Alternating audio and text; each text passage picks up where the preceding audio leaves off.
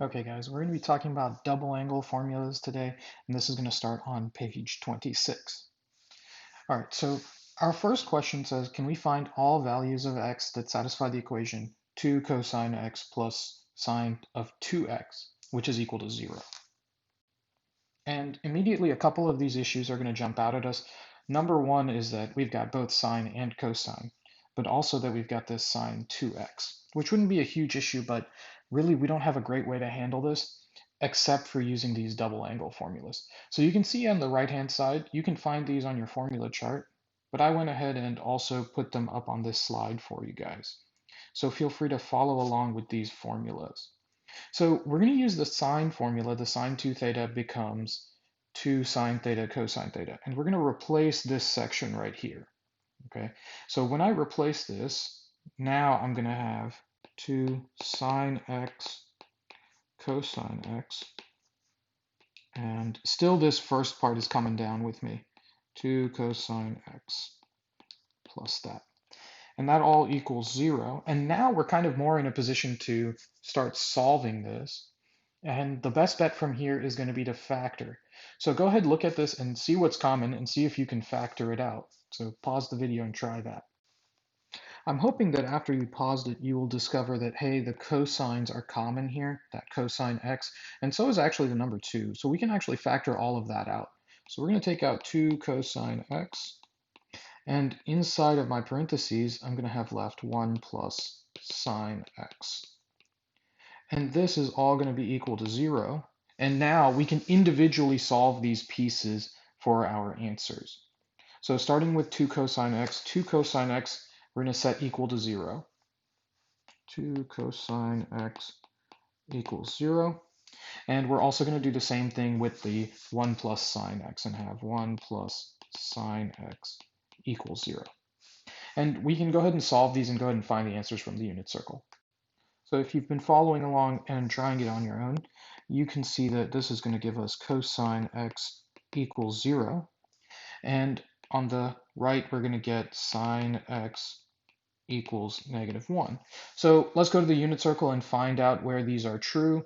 So first of all, cosine x equals 0 from the unit circle, I'm going to get pi over 2 and 3 pi over 2. And the right-hand side, sine x equals -1, that's going to be at 3 pi over 2.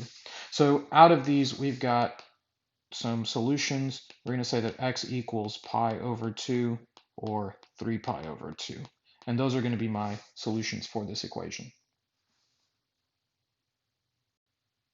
Okay, now if we look at number 2, guys, again, we're going to be using these double angle formulas, but we're talking about 4 cosine squared of x minus 2 on this interval. And they talk about sketching a graph, but really all we want to do is have no cosine squared. Because really we don't know how to handle cosine squared, but we do know how to handle cosine by itself.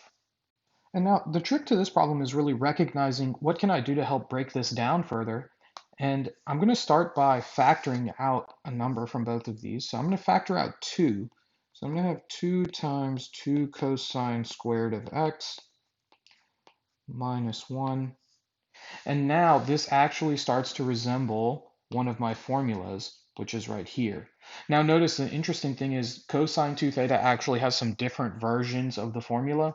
So just something to keep in mind that that pattern can show up in some different forms. So now this section right here, we're going to actually replace and we're going to get cosine 2x for that whole piece right there. And let's not forget this number 2 out in front. We're going to bring that down as well. And now this is something I can actually graph, but we're not really going to do the graph. We just wanted to reduce that power out of there. Okay, so that's kind of good for this equation. Once again, guys, one thing to keep an eye out for is that cosine has a lot of versions. Okay, there are 3 different versions. So just be careful. Sometimes choosing one is easier than the other. Sometimes that'll help cancel things out. All right, so moving on to number 3, we're talking about sine 3x and trying to write it out with no multiple angles, right? So I want everything to be like sine x or cosine x. something of that nature. And probably the best bet for this is going to be, let's start by breaking this up using our sum and difference formula, which we covered previously. So I'm going to make this into sine 2x plus x. Go ahead and try to come up with the breakdown using the sum and difference formula based on that blue equation that you see. And now if you've broken it down, you should have something that says sine 2x cosine x plus cosine 2x sine x. Now let's look at if we can apply some of our double angle identities, the formulas that we've been talking about right now. And the first place I see it is right here, this sine 2x.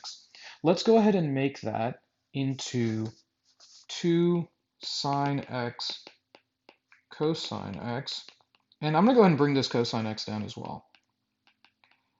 And if I keep going, I'm going to go ahead and simplify this a little bit further. 2 sine x cosine squared of x. So that's that first piece. It's been simplified down. And if we go ahead and look at the second piece, you can see, hey, I've got this cosine 2x. Let's see how we can break that down. Now, remember, there's a bunch of options when we're talking about cosine 2x. So I'm just going to choose one. I'm specifically going to choose that third one that's on the list, the one that says 1 minus 2 sine theta. And my reasoning is just that this can combine with the sine x probably the easiest. And I'm going to go ahead and make this into 1 minus 2 sine x and sine x over here, bringing that down. So you can see that's that second term, 1 minus 2 sine squared x, and then times sine x. And we can go ahead and distribute this in and kind of get our simplified form of an answer. So we'll distribute to each of these. We've got sine x minus 2 sine cubed of x. And now I'm kind of away from my double angles. Could I sit here and factor something out and break it down further? Yeah, but realistically, we've kind of done the job. We've gotten rid of all the multiple angles. Let's go ahead and stop with that there. All right. The last part we're going to talk about right now is proving the double angle identities. So we just want to show that, hey, you know what? These are actually the same as the sum and difference identities, except we've just approached them from a different manner and created this shortcut formula. Okay, so we'll start with this sine 2 theta formula.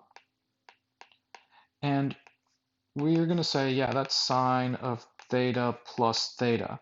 And we can use the sum and difference identity that we've used previously on number 2 to help us with this. So that sum and difference identity, again, we're going to have sine theta cosine theta plus cosine theta sine theta. And you're going to say, wait a minute, those two terms look very much alike. And we're going to end up getting 2 sine theta cosine theta. And that is actually my double angle identity that we see on the formula chart.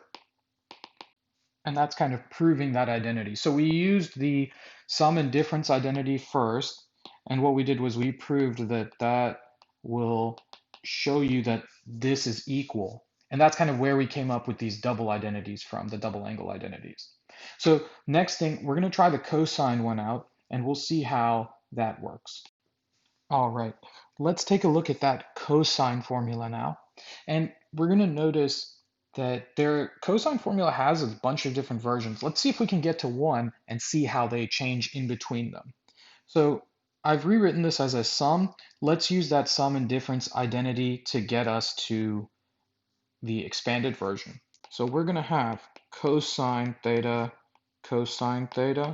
minus sine theta sine theta. Okay, again, this is using the sum and difference identity. And now from here, this will actually simplify down further. Cosine times cosine is cosine squared of theta minus sine squared of theta. So that's actually one version of the double angle identity, right? But how do we get other versions of it? Think about that for a second. Are there any identities that we used that involved sine squared and cosine squared? I'm hoping that if you look back at your formula chart, you're going to find that we can use the Pythagorean identities to get other versions of this. Okay, so the first one is if we were to replace sine squared using the 1 minus cosine squared. So let's note sine squared theta equals 1 minus cosine squared theta. And that is going to let me get to this point. And from here, again, I'm just going to have to distribute my negative sign. And when I simplify, I've got 2 cosine squared theta minus 1. Okay, so that's version 2 of this. Okay. And if we check out version 3, you're going to see that, hey, this is actually very similar, except instead I'm going to replace cosine with that. So here's version 1, here's version 2. Let's go ahead and look at version 3. So we're going to start with the same place that I was at version 1, which was cosine squared theta minus sine squared theta. And this time, instead, we're going to replace the cosine squared. And so cosine squared theta equals 1 minus sine squared theta. And the same kind of stuff happens here. 1 minus sine squared minus sine squared. The two minus signs are going to combine. And we've got 2 sine squared theta. And that's again going to be version 3 of cosine 2 theta. So the reason that we have 3 versions of this formula, so 1, 2, 3, is because those all are related by that Pythagorean identity. Okay, so if you're not sure, these again right here are my Pythag identity in action.